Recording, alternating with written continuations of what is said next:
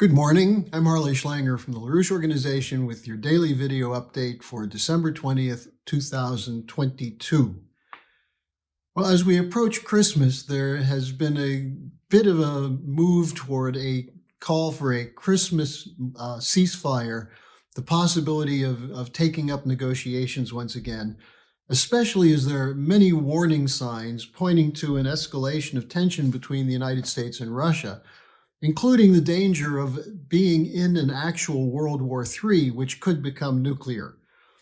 These include reports of troops from Poland, Romania, the United Kingdom, and the United States operating inside Ukraine, either as mercenaries or regular troops or to train Ukrainian soldiers, of more weapons being allocated for Ukraine, even though many of these weapons end up in some faraway places not at all connected with Ukraine as part of an illegal arms traffic being conducted by those who are providing the weapons. Also, the record defense spending in the West, an open discussion, especially in the West, of the likelihood of use of tactical nuclear weapons and of nuclear war. Most bizarre are the comments that come from Ukraine's puppet comedian president, Zelensky, made to French TV yesterday. He said that he was speaking of taking back Crimea, and he said, quote, "The operation has not started yet, but the reconquest of Crimea has started in people's heads." Well, it's been put there by British intelligence and people like Zelensky. The Royal United Services Institute, Chatham House have been discussing this. And Zelensky said, quote, "One should be ready to go to Crimea," unquote. NATO leaders repeatedly speak of their commitment to fight to the end. No negotiations, no diplomatic discussion, not even talk to Putin. And this is occurring even as U.S. leading military experts are pointing out that there's no way Ukraine can win this war. And this is backed up by many former military officials in other NATO countries. So, since Ukraine cannot win, what does it mean to reject negotiations? An exit ramp from the war is absolutely essential. And there was an offer made in the last days by the Vatican, by Pope Francis, and the Schiller Institute has drafted an open letter to the Pope endorsing the proposal of the Vatican as a possible neutral ground for talks between Russia and Ukraine with no preconditions, something that was affirmed by the Vatican Secretary of State as a possibility. There have been other offers, including notably from President Erdogan of Turkey, other leaders, as well as from the historically significant city of Stralsund in Germany. The Schiller Institute has convened 3 conferences of present and former elected officials issuing calls urgently for negotiations and an end to the fighting, and calling upon more elected officials, including in the U.S. Congress and parliaments in Europe, demanding that they call for negotiations rather than more war.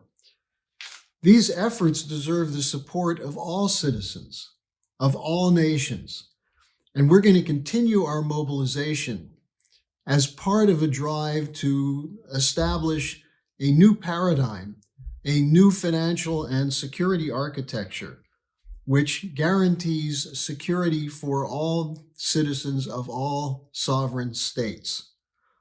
Otherwise, the only ones who are pleased by these developments are the war hawks of the military-industrial complex and the neoliberals who are defending their collapsing unipolar order, prepared to go to war, coups, or whatever to protect this order, which is no longer sustainable.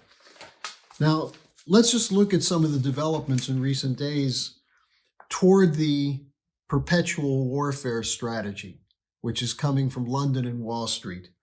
First, you have the 2023 National Defense Authorization Act, $858 billion in official spending. This doesn't include off-the-budget spending, the so-called black budget spending, and so on, the CIA and and other non-governmental organizations funded by the government.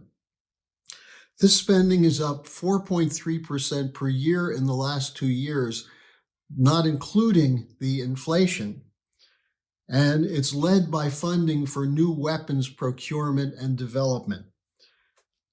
In commenting on this, Raytheon CEO Gregory Hayes reported, quote, "We went through 6 years of Stinger missile production in 10 months. So it will take us multiple years to restock and replenish." Remember, U.S. Defense Secretary Lloyd Austin, who announced the commitment of the U.S. to weaken Russia as a military force, is from Raytheon, a former member of the Raytheon Board of Directors.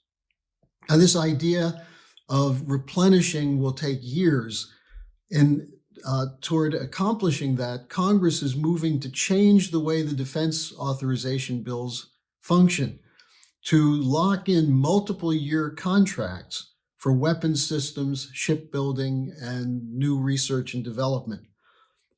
Contracts are also being finalized for an additional $73 billion on top of the $838 billion in ammunition orders, and those contracts will go to Lockheed, Raytheon, and other corporate entities.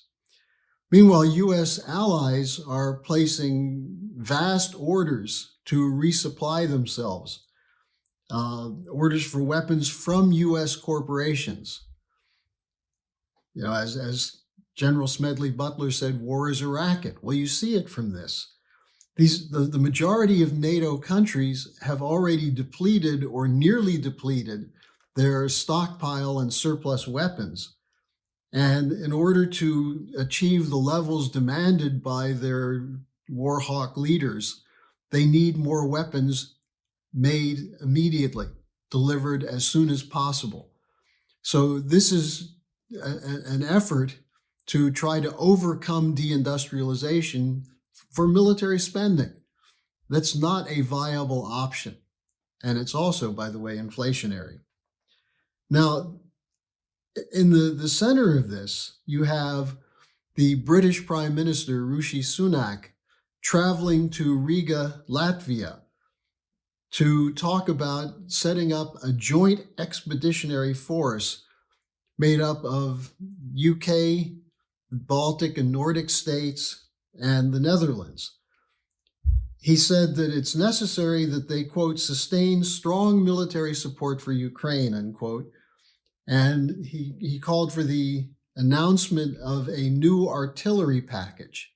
Now, what did he say specifically? More money should be spent by the United Kingdom. Is he forgetting the crisis in the United Kingdom where they can't pay nurses, they can't pay railroad workers, where people are struggling to survive? You're going to send more money into this war? He said there should be no ceasefire or negotiations. And he said, quote, "We must continue to focus on degrading Russia's capability to regroup and resupply," unquote. This is the line of the NATO war hawks. And Sunak is, as the head of the United Kingdom government, is a puppet of the City of London and the war machine. Now, in addition to this, you have something coming out of Japan.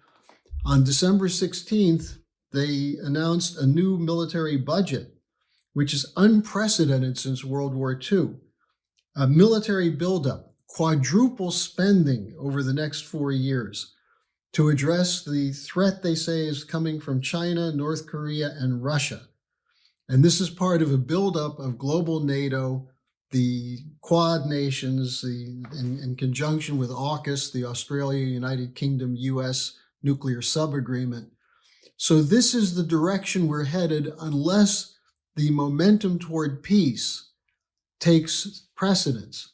And what that requires is citizens, people in all nations, of all faiths, to demand their governments break away from the stranglehold held by the unipolar order, the so-called rules-based order, and instead adopt a new financial and security architecture where peace is based on the development of nations, the overcoming of poverty, and the end of energy and electricity shortages and lack of medical care. This is the urgent demand that was put on the agenda at the beginning of this year by Helga Zepp-LaRouche. It's now supported by many, many nations. But the Western world, including the United States, the Five Eyes countries, NATO powers, are still marching to a different drummer. And we have to take the drumsticks out of the hand of that drummer and move toward this new financial and security architecture. I'll have more on this tomorrow. I hope I'll be able to post shortly the letter that was drafted to support the call of Pope Francis for a negotiated settlement. And if I have that in time, I'll post it at the bottom of this description for this report today.